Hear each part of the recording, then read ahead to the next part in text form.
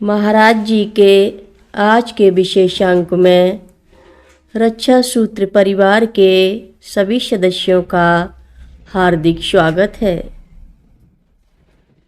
वह उनके लिए चमत्कार स्वरूप था। उनसे नहीं रहा गया तो उन्होंने गिरी साहब से पूछा कि रात्र के 2 बजे का रहस्य क्या है। आप 2 बजे तक किसी तरह उन्हें जीवित रखने की बात क्यों कहते थे और ठीक 2 बजे ही उनकी बंद सांस क्यों चलने लगी। एक संत से मैंने अपनी पत्नी की स्थिति बताई थी। उन्हीं ने कहा था कि रात्रि के 2 बजे वे ठीक हो जाएंगी और फिर ठीक ही रहेंगी। वे संत कौन थे? उन्होंने तो बहुत बड़ा चमत्कार किया। मैं बताऊं, आपकी पत्नी तो लाश बन चुकी थी। 1:45 बजे से 2 तक वह पूरी तरह मृत थीं। 2 बजे तो उनमें पुनर्जीवन का ही संचार हुआ। यह कोई सामान्य नहीं, असामान्य अलौकिक घटना है। डॉक्टर ने गिरी साहब के आगे हाथ जोड़कर कहा, क्या आप कृपा कर उन संत का नाम मुझे बता सकते हो? गिरी साहब ने मुंह नहीं खोला, लेकिन समझने वाले समझ गए कि वह संत और कोई नहीं जिनकी वे सदा चर्चा करते हैं, बाबा नीप करौरी ही हैं। मृत को जीवित करने की शक्ति अगर आज किसी व्यक्ति में है तो वह बाबा नीप करौरी महाराज ही हैं। बताने की आवश्यकता नहीं है कि बाबा जी ने अपने जीवन काल में कितनों को मृत्यु के मुख से निकाला था। आज आत्मस्वरूप में भी वे इस कार्य में समर्थ हैं। आवश्यकता है सच्चे विश्वास की और विहल होकर उन्हें पुकारने की। खैर, अभी हम एक दूसरी घटना का उल्लेख करना चाहेंगे जो मेरी कंप्यूटर टाइपिंग रूबी से संबंधित है। वह 2 दिन पहले रात में बहुत बीमार हो गई थी। प्रातःकाल होने को था कि बीमारी और बढ़ गई। वह सोच रही थी कि आज मैं काम पर नहीं जाऊंगी। उसके पति ने रात भर जगकर उसकी परिचर्या की थी। उसका स्पष्ट कहना था कि तुम किसी भी हालत में आज नहीं जा सकती हो। थोड़ी देर के लिए रूबी की आंखें बंद हो गईं।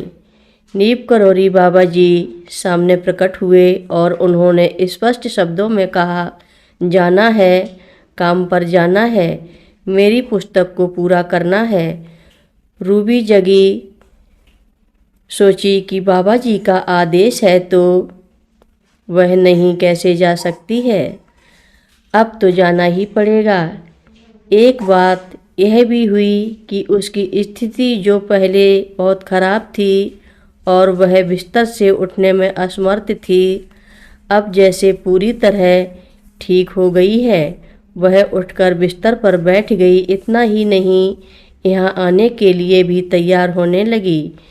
यह तैयार किस लिए हो रही है? उसके पति ने पूछा।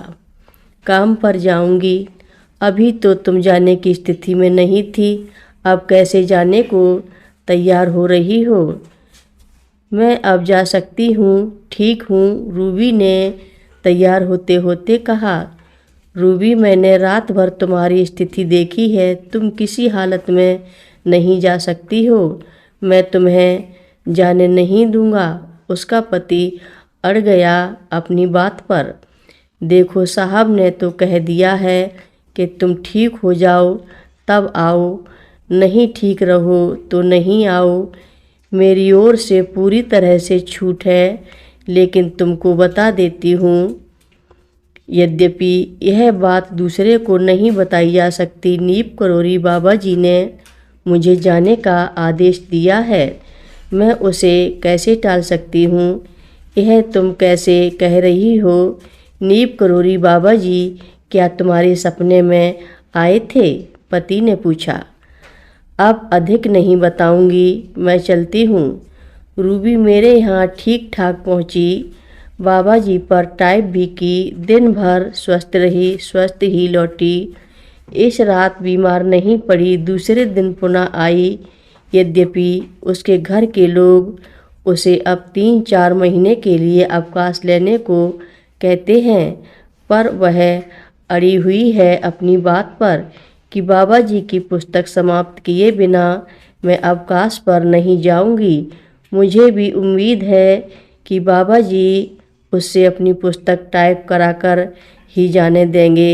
उसे इतना स्वस्थ अवश्य रखेंगे कि वह काम पर आती जाती रहे और काम भी करती रहे। कथा लंबी है, आगे की कथा सभी भक्तों को अगले भाग में सुनाएंगे। महाराज जी की कथाएं सुनने के लिए सभी भक्तों का धन्यवाद। महाराज जी सभी भक्तों पर अपनी कृपा दृष्टि बनाए रखें। सभी भक्त मिलकर बोलो, नीप करोरी बाबा जी महाराज की जय बोलो।